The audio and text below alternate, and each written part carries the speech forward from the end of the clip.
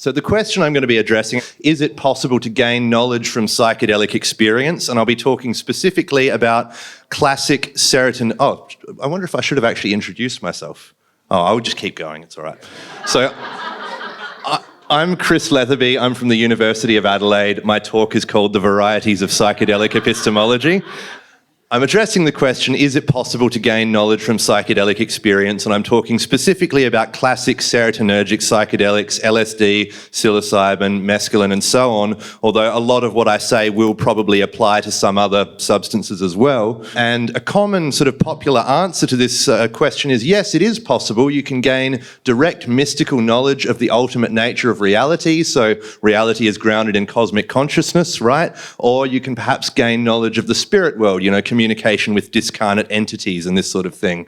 And there's a problem which has already come up, which is that a lot of people are skeptical about the idea, myself included, of gaining this kind of knowledge from psychedelic experience. And the ground for that skepticism is a doctrine known as philosophical naturalism or materialism. And if you try and sort of bring this view out in a really detailed way, it gets pretty complicated pretty fast. But the basic gist of it is that the mind is the product of brain activity, okay? So mind and consciousness are latecomers on the evolutionary scene. They are evolved adaptations, and so there are no sort of discarnate consciousnesses or intelligences, and reality is not in fact grounded in a universal consciousness. And so if you subscribe to this sort of view, then you'll get very skeptical about the idea of gaining this kind of knowledge from psychedelic states, and you might then get skeptical about the whole idea of gaining any kind of knowledge from psychedelic states.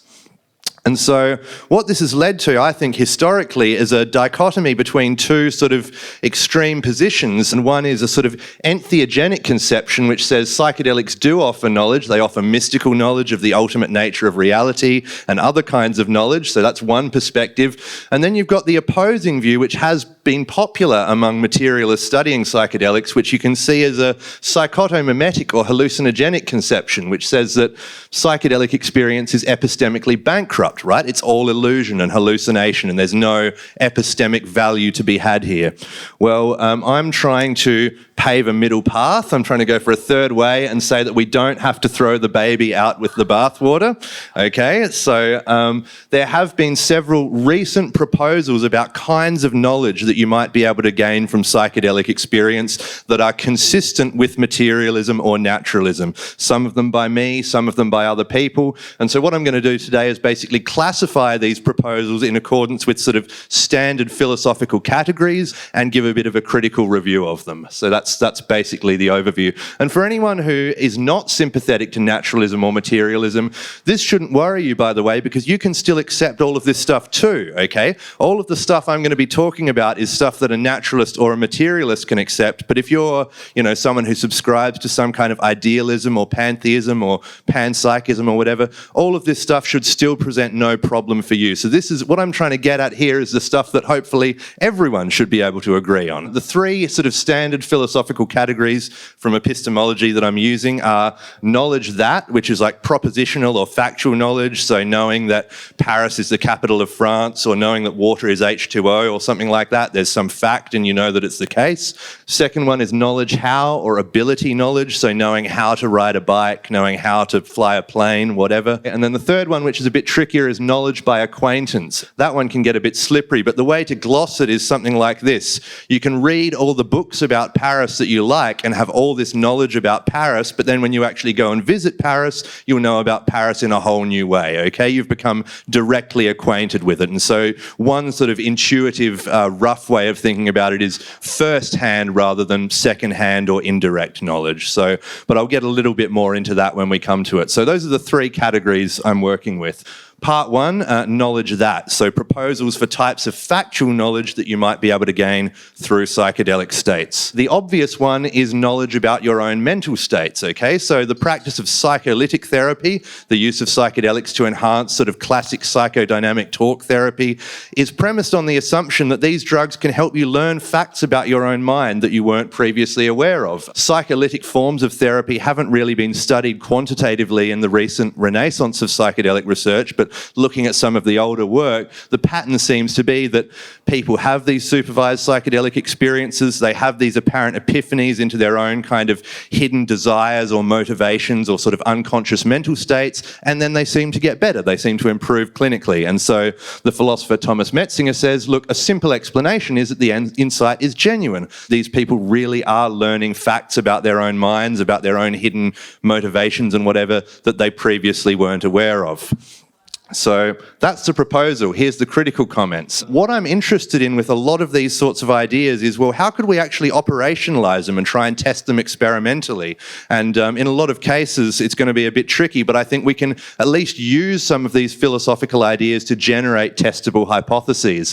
So with this one thing you might do is look for correlations between experiences of apparent psychodynamic insight and clinical improvement. Is it the case that people who are saying, yes, 8 or 9 out of 10, I gained insight into my own unconscious motivations, that those people are showing more improvement in their symptoms of depression or anxiety or whatever than people who say, no, I didn't have such insight. So that's one thing you could do experimentally. Even if you get lots of good results with that, though, there's still a question of, are the insights actually veridical? Okay, so these people are feeling like they're having insights into their own minds, they're getting better, but it could be a placebo sort of thing, right? So it's still a separate question of, is this actual veridical knowledge or is it confabulation of some kind? And that's testable in principle, but it might be difficult in practice, because to do that in practice, you'd actually need some independent way of figuring out what these people's unconscious motivations are and seeing if what they're saying about it is accurate. And well, how are you going to do that? That's very difficult. So that's one I'm just going to leave there as a question. And there's also an interesting thing to consider about this one is what sort of theory of the mind and of cognitive architecture needs to be true for this to be correct, for people to be able to gain insight into their own hidden mental states. To make sense of that, do we need to believe in a Freudian unconscious or other aspects of psychoanalytic theory that, lots of people are a bit skeptical about? Second proposal comes from Benny Shannon. He's got a really nice paper on the epistemics of ayahuasca visions, in which he makes several proposals about kinds of knowledge that you might be able to gain from taking ayahuasca. And he's also basically operating with this constraint of naturalism or materialism. He's saying, look, if we forget the sort of cosmic consciousness, what other kinds of knowledge could you get? And he says, well, maybe you can get knowledge of other people's mental states. So he says, psychological insights may also apply to other persons. Interpersonal empathy is elevated as well. Under the intoxication, one may observe a person and feel that one is grasping their character. And this is also testable in principle, okay? So you could find out what sorts of insights people think they're getting into the psychology of other people, and then assuming you've got some quantitative or objective way of finding out the truth about those other people's minds, psychometric scales or whatever, then you can see to what extent it matches up. Some problems. The first one is you'd need multiple subjects in the session to test this, and the standard sort of clinical protocols, experimental protocols at the moment have only one person at a time having a psychedelic, so it doesn't fit in so well with that approach. There is also some evidence that face processing might be impaired under psilocybin, but we're talking about static disembodied faces, so the recognition of emotional face expressions in sort of pictures on a screen. And you might say, well, okay, but it's different when you're dealing with a real live embodied person, and maybe it is, but that's just a little bit of tentative evidence for skepticism about this one.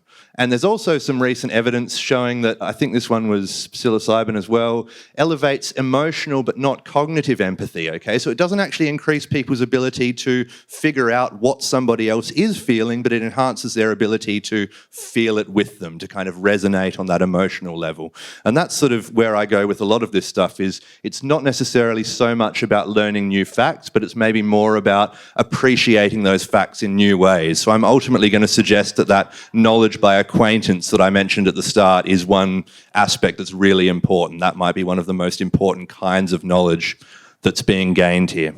And then the third one in the first section is novel solutions to specialist problems. Shannon is talking here about the diagnosis of illness by ayahuasca shamans, but there are also, of course, pilot studies on taking engineers and all sorts of other people, giving them mescaline, I think it was, and seeing if they can then come up with new solutions to problems in their field of specialization. And the results in that area so far are preliminary but very promising. But that one seems relatively easy to test, right? Because you can operationalize it. Did they genuinely learn that a good solution solution to this problem is X, well, if they apply the solution and it works, then that's pretty good evidence that they did learn that, right? Those are the sort of proposals under the first category, knowledge that. So part 2, knowledge how, so learning how to do things. One proposal that Shannon makes is maybe by taking psychedelics, you learn how to navigate psychedelic states, okay? So he's talking about ayahuasca, and he says that people may become accomplished in the very art of drinking ayahuasca. Well, that sounds right, okay? If there's something that is kind of challenging or difficult or that can be done better or worse, and you do it lots, then especially if you're doing it under expert guidance, you're probably going to learn how to do it in a more skillful, graceful way or whatever. But I also think this one is interesting because it might extend beyond, it's sort of at first it sounds a little bit trivial maybe. Okay, you learn how to navigate psychedelic states, but is that really interesting? But I'm interested in the idea that it actually amounts to something like learning how to let go, be open, accept what arises, adopt a kind of non-reactive, curious stance towards one's own inner experience. There are some really interesting recent findings on mindfulness capacities of non-judging and acceptance and things like this being durably elevated after a single ayahuasca session, and this correlates with specific brain changes. I'm really interested in the idea that from psychedelic experiences, you can learn how to let go or learn how to relate to your own inner experience in a curious, accepting, and non-reactive way. Shannon makes a couple of other proposals about knowledge how that I think may well happen, but I don't think they're really knowledge. So he's talking about things like well-being, stamina, artistic performance and creativity being enhanced under the intoxication. And I think, well, plausibly that's the case and that's interesting, but it's not clear to me that it's really epistemic, it's really knowledge. It seems more like just sort of temporary performance enhancement or something like that. But that's basically knowledge how. So part 3, knowledge by acquaintance. And this is the one that I've been talking about. This is what I think is really interesting. So I think that on psychedelics you can get knowledge by acquaintance of the vast potential of your own mind. I think this might be one of the most important things. So if you think about Aldous Huxley, right, he was a serious student and scholar of the literature, the mystical literature of the world's religions, and so he had, in some sense, knowledge that his mind had certain potentials, okay? He had, as philosophers would say, he had justified true beliefs that there were certain ways that his mind was capable of being. His mind had the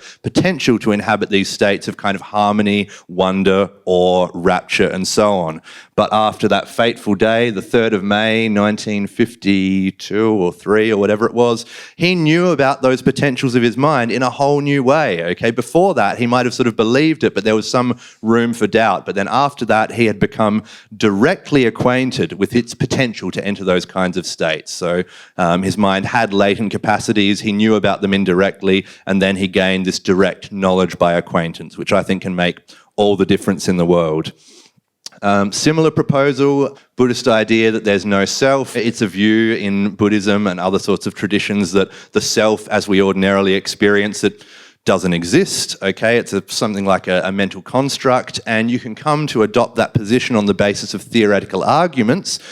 Then you can have a psychedelic experience of ego dissolution and become directly acquainted with the fact that your ordinary sense of self is a construct of the mind, and that's a whole different kettle of fish, right? It's a much more powerful way of knowing that the ordinary sense of self is somehow illusory or misleading. And there are some other sort of proposals along those lines. So once again, Shannon is talking about the idea that you can gain deeper apprehension of truths on ayahuasca, and he describes this experience he had looking at the leaves of plants and observing how they were directed towards the rays of the sun. He felt like he was actually seeing the nurturing sustenance of the solar light, and he says, look, I don't think I actually obtained any new information, I don't think I learned new facts, but I was open to see the world in a new light. And I think he then goes on to say, maybe as a poet would. And so I think this also falls under this broad rubric of knowledge by acquaintance. It's not actually coming to know new facts, but it's coming to appreciate facts that you could know otherwise in a new, much more sort of affective, embodied kind of way. The idea of knowledge by acquaintance, as I said earlier, is quite controversial in philosophy. It's quite slippery if you try and pin down what acquaintance actually means. But I think one key idea in making sense of this might have to do with modes of presentation, okay? So the idea that psychologically speaking, you can represent the same fact or the same state of affairs in a number of different modes. So we all sort of know we're going to die. Okay, we all know we're mortal. None of us would fail a biology test, and we can entertain the thought, I am mortal, I will die one day, in a very kind of thin, theoretical, purely linguistic or conceptual way. And then we might have a brush with death, or an apparent brush with death one way or another. And then after that, if we entertain the thought, I am mortal, I will die one day, it's got all sorts of different modes. It's evoking kind of memories and affect and, again, bodily states and so on. So we're representing the same fact or the same state of affairs in a much, much richer way. And so philosophers talk about this as modes of presentation. And so one of my thoughts is that perhaps what psychedelics most importantly provide is new knowledge of old facts, so new ways of knowing facts that you might already have known about. The conclusion is just that even on this naturalist or materialist worldview, psychedelics plausibly have various different kinds of epistemic benefits, different kinds of knowledge that you can gain from them. Some of these could be tested and sort of offer interesting kind of hypotheses for experimental work. And the main point is that there is a third option beyond these sort of traditional entheogenic and hallucinogenic paradigms. You don't have to think it's all true or it's all delusion. So that's basically what I want to say. Thanks.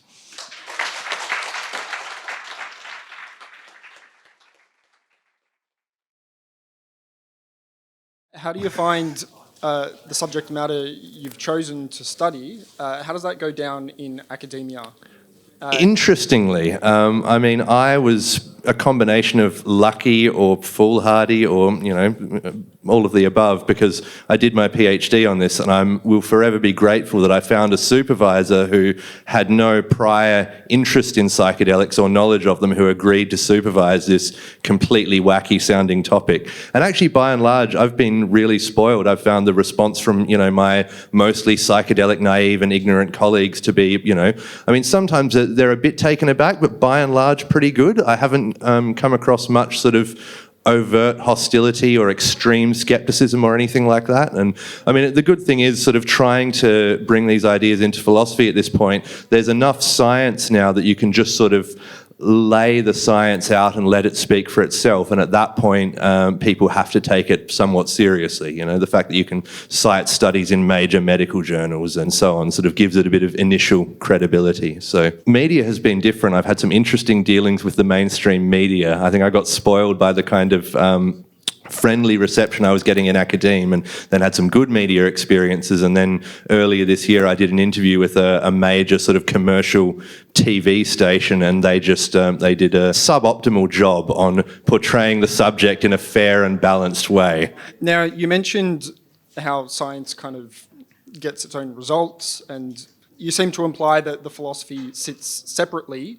There's little integration. I've heard of philosophy departments working with various science and math departments to improve the development of hypotheses based on metaphysical assumptions that they develop in philosophy departments. Have you tried to bridge that gap between your department and the harder science departments? I mean, not so much within my university, but the kind of philosophical work I'm doing is based very closely on the science. So I guess I come from an area of philosophy where that integration with science is taken as a very good thing, as a desirable mode for the practice of philosophy. And that's exactly why being able to cite this very kind of respectable scientific work gets me somewhere in these sorts of contexts, because I come from a philosophical milieu where science is taken very seriously. And so if I can say, look, here's a phenomenon that's attracting the interest of neuroscientists and psychiatrists and psychologists, that sort of makes people pay attention, precisely because